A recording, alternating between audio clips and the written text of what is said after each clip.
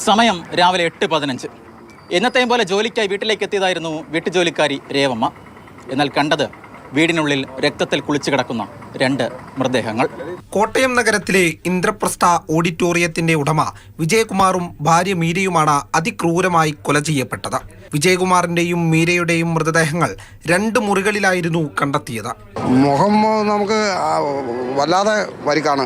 ഈ സാധാരണ ഈ അന്യസംസ്ഥാന തൊഴിലുകൾ നടത്തുന്ന തരത്തിലുള്ള കൊലപാതകമാണ്. അതൊരു ക്രൂരമായ കൊലപാതകം തന്നെ. മുൻവാതിലിന് സമീപമുള്ള ജനൽപ്പാളിയിൽ ദ്വാരമുണ്ടാക്കിയാണ് കൊലയാളി അകത്തു കയറിയത്. വീട്ടിൽ നിന്ന് തന്നെ എടുത്ത കോടാലി ഉപയോഗിച്ചായിരുന്നു കൊലപാതകം. വെപ്പൺ എടുത്തിരിക്കുന്നതും ഈ വീടിൻ്റെ ഔട്ട് ഹൗസിൽ നിന്നാണ് വെപ്പൺ എടുത്തിരിക്കുന്നത്. ആ വെപ്പണാണ് ഉപയോഗിച്ചിരിക്കുന്നത്. വെപ്പൺ നമുക്ക് ലഭ്യമായിട്ടുണ്ട്. വീട്ടിലെ ജോലിക്കാരി രാവിലെ എത്തിയപ്പോഴാണ് 2 പേരെയും മരിച്ച നിലയിൽ കണ്ടത്. തുടർന്ന് നാട്ടുകാരെ വിവരമറിയിച്ചു. ശ്രീവത്സം എന്ന വലിയ വീടിനുള്ളിൽ നിന്ന് സ്വർണമോ മറ്റു വിലവെടുപ്പുള്ള കാര്യങ്ങളോ ഒന്നും നഷ്ടപ്പെട്ടിട്ടില്ല. അതുകൊണ്ടാണ് കൊലപാതകത്തിന് വ്യക്തമായ കാരണങ്ങളുണ്ടെന്ന നിഗമനത്തിലേക്ക് ആദ്യം തന്നെ പോലീസ് എത്താൻ കാരണം.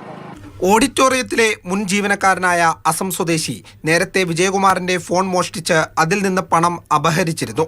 ഇതുമായി ബന്ധപ്പെട്ട കേസിൽ ഈ മാസം 3-നാണ് അസം സ്വദേശി അമിത് ജയിലിൽ നിന്ന് പുറത്തിറങ്ങിയത്. ഈ വൈരാഗ്യമാണ് കൊലപാതകത്തിലേക്ക് നയിച്ചതെന്ന് പോലീസിന്റെ പ്രാഥമിക നിഗമനം. സാറിന്റെ എന്തോ ഫോണോ എന്തോ ഒരു കേസുണ്ടായിരുന്നു. അവൻ ജയിലിലായിരുന്നു പറഞ്ഞു. മോഷണമാണോ? ഇയാളുടെ മൊബൈൽ മോഷ്ടിച്ചതാണോ? വീട്ടിൽ വെച്ച് ഇയാളുടെ മൊബൈൽ മോഷ്ടിച്ചു. വീട്ടിലെ നായ എപ്പോഴും അവശനിലയിലാണ്. റിമോട്ട് കൺട്രോൾ അടക്കമുള്ള ഗേറ്റ് എങ്ങനെ പ്രതി കടന്നു വന്നു എന്ന ചോദ്യവും ഇപ്പോഴും ബാക്കിയാണ്.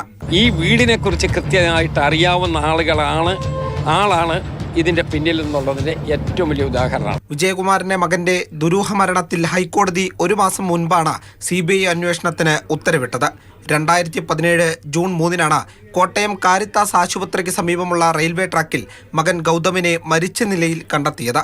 അതേസമയം മകന്റെ മരണവുമായി ഈ കേസിന് ബന്ധമില്ലെന്നാണ് പോലീസ് പറയുന്നത്. മകന്റെ മരണമായിട്ട് ബന്ധപ്പെട്ട നിലവിൽ നമുക്ക് വേറെ സംശയങ്ങളൊന്നും ഉണ്ടായിട്ടില്ല. അത് 2018 സംഭവിച്ച ഒരു മരണമായിരുന്നു. CBI അന്വേഷണത്തിന് 1 മാസം മുമ്പ് അതെ, അദ്ദേഹം തന്നെ ഹൈക്കോടതിയുമായിട്ട് ബന്ധപ്പെട്ട് കേസ് നടത്തി അത് CBIക്ക് ട്രാൻസ്ഫർ ചെയ്തിട്ടുണ്ട്. തിരുവനന്തപുരം CBI യൂണിറ്റിൽ നിന്നുള്ള സംഘവും സംഭവ സ്ഥലത്തെത്തി. മാതൃഭൂമി ന്യൂസ്, കോട്ടയം.